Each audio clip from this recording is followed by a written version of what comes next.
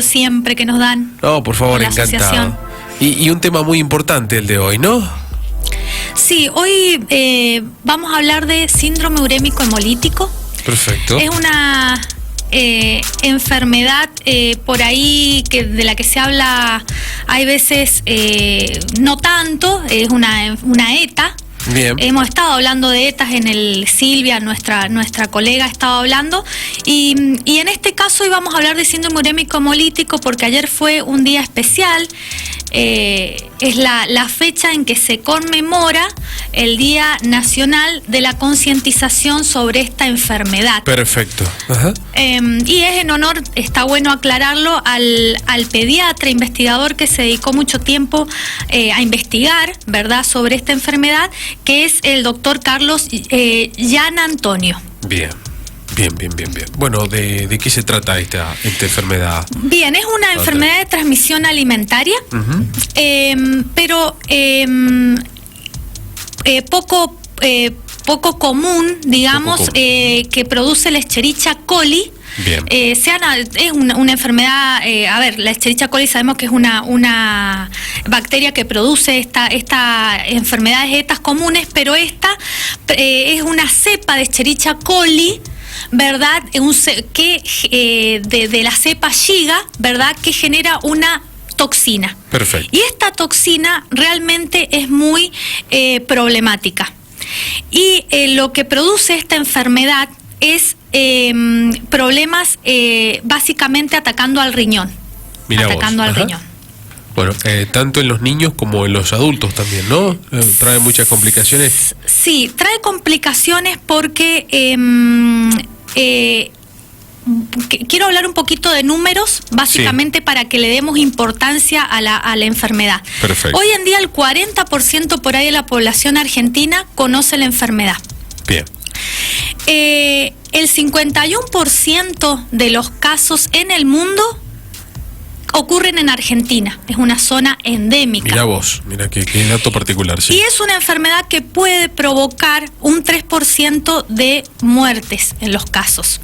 Bien. Y está buena tu pregunta porque es incidente, digamos, en niños de 6 meses a 5 años, pero se está preocupando también un poco la salud porque también ahora están apareciendo casos, hace un tiempo hasta niños preadolescentes, 8 o 10 años. Ajá. En ancianos también, porque sabemos que ellos tienen defensas bajas, los ancianos y los niños, y en personas, bueno, que tienen incidencia algún tipo de enfermedad como cáncer, que tiene defensas muy bajas. Claro. ¿Y por qué queríamos tratarlo? Yo por ahí la parte clínica se lo dejo más a lo mejor a los clínicos, a los médicos, seguro. Sabemos que somos bromatólogos, pero desde la Asociación de Bromatólogos la idea es que se concientice cada vez más sobre esta enfermedad, y no solo a las mamás, a amas de casa, sino también a los comercios que venden alimentos y a los locales que preparan comidas. Perfecto. Básicamente eso sería. Bien, es muy importante esto, ¿no? Porque la gente que trabaja justamente con la alimentación es muy importante a la hora, ¿no?, de elaboración y manipulación, ¿no?, de los alimentos, ¿no? Sí, se dice que es la enfermedad de la carne molida o de las hamburguesas. ¿Por qué también destacar, digamos, que puede llegar a provocar insuficiencias renales?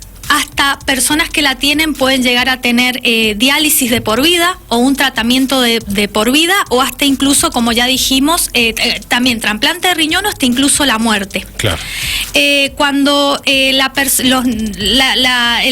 periodo de incubación de la enfermedad es alrededor de 5 días, 10 días, y hay que tener cuidado cuando da en el caso de los niños que los síntomas. ¿Cuándo preocuparse? Cuando la mamá o las personas en casa nos tenemos que preocupar es cuando el niño tiene una diarrea sanguinolenta. Bien. Se llama síndrome urémico hemolítico porque ataca a los glóbulos rojos, rompiéndolos. Esos glóbulos rojos tapan la filtración de los riñones y por eso urémico hemolítico. Glóbulos rojos destruidos y urémico porque ataca a los riñones. Y hay una insuficiencia renal aguda o hasta crónica. Claro. Entonces eso básicamente la importancia de decir, ¿qué ¿qué es esta enfermedad?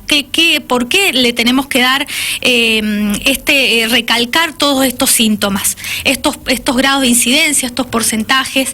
Entonces, aprender un poco ahora a prevenirla, básicamente, que es la parte que nos toca a los bromatólogos. Claro. Perfecto. Bueno, hay muchísimos datos con respecto a esto, ¿no? Como recién hablábamos, las causas, cómo evitarlo, ¿no? Y sobre todas las cosas, la prevención, ¿no? Creo que acá es lo más importante también a tener en cuenta, ¿no? Sí, la prevención básicamente es que es el lavado de manos, como siempre hablamos con las enfermedades de transmisión alimentaria, porque hay personas que son portadores sanos de esta enfermedad, es decir, que tienen Escherichia coli, esta Escherichia coli con esta cepa que puede producir la toxina, pero son portadores sanos, es decir, que van contagiando, pero no tienen los síntomas, incluso la enfermedad y el síndrome urémico hemolítico. Son portadores sanos. Entonces, lavarse las manos cada vez que una persona va al baño, al preparar los alimentos, y como es la enfermedad, dice, de la carne mal cocida, el tema de la carne picada, de cocinar bien los bifes, las carnes y la carne de hamburguesa. Y siempre se recomienda no dar hamburguesas a niños o carne picadas menores de 2 años. Bien, claro, es un dato importante ese también. Otro dato que siempre uno pregunta, bueno, uno cuesta un poco la prevención, ¿cómo llega esta bacteria a la carne? ¿O cómo llega esta bacteria a los alimentos? Bien. El 40% del ganado de la Argentina es portador sano de esta enfermedad, de esta Escherichia coli. Entonces, generalmente en los procesos de faenas deficientes puede llegar a contaminarse la carne. Entonces pasa esa Escherichia que produce esa toxina al músculo de la carne, y luego se generan, los cortes de carnes comunes, la carne molida. Recordemos que la carne molida viene de todos los cortes de la res. Tal cual. Y por ahí, si no la cocinamos a más de 70 grados durante 15 minutos en el centro del alimento, no destruimos esta bacteria. Perfecto, tener en cuenta eso, sí. Entonces, cosas importantes a tener en cuenta. En el momento, elegir también a qué lugares comerciales, en qué lugares compramos la carne. Bien. Que la carne molida la carne nos la deben picar en el momento, ¿verdad?, de la compra de la carne molida, porque por ahí las máquinas están sucias, entonces se recontaminan los trozos de carne. Claro. Y sobre todo en casa, cocinar bien la carne. Y en las casas de comidas que venden hamburguesas o lomitos o preparados de carne, siempre tener en las cocinas gastronómicas un termómetro en donde, como preventivo, sepamos que un plato de comida va a salir a 70 grados durante 15 minutos, destruyendo esa bacteria. Importantísimo eso, Importantísimo, porque a veces no se toman en cuenta estas medidas y después suceden las cosas que no queremos, lamentablemente.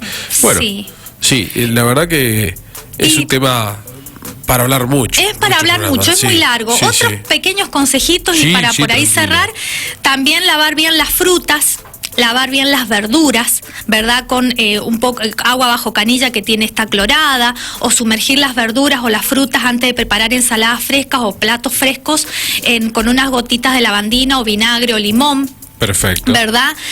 Porque también las verduras y las frutas se contaminan de esa bacteria en las aguas de riego, que pueden venir de cloacas, aguas de pozo, o en los mismos abonos que provienen de animales. Tal cual, bueno. Y los jugos que sean pasteurizados cuando consumimos, consumir leche pasteurizada, los postres lácteos, siempre nunca cortar la cadena de frío. Me abro un yogur, no lo continúo en la heladera, directamente lo tengo que terminar de comer, porque a lo mejor puede haber tenido un proceso deficiente. Entonces, son un montón de puntos a tener en cuenta para prevenir básicamente esta enfermedad, porque esta enfermedad no tiene una cura hasta el día de hoy, solamente un tratamiento preventivo, soporte, y con todas estas problemáticas que llevan, que son graves. Bueno, ha sido muy clara, Andrea, y creo que esto nos invita a reflexionar, a tomar una reflexión, ¿no? De cómo hacemos las cosas en la casa, y también, obviamente, aquellos empresarios que tengan, bueno, sobre todas las cosas, puestos de comida, o, bueno, una roticería, o que trabajen, las mismas, ¿no?, carnicerías. Claro, la misma carnicería es, creo que elemental esto, ¿no? Elemental, que por ahí, como un ejemplo, y cerrando, para que uno más o menos entienda la magnitud, por ahí uno va a una carnicería y están los cortes de carne, y en las mismas heladeras exhibidoras hay ensaladas prelistas, ¿verdad? Entonces esa carne puede pasar a la ensalada, son contaminaciones cruzadas. Claro. Si corto carne cruda, no preparar con ese cuchillo otra cosa dentro de la cocina. O sea, son un montón de ítems para, realmente la palabra es prevenir esta enfermedad. Otra forma no hay.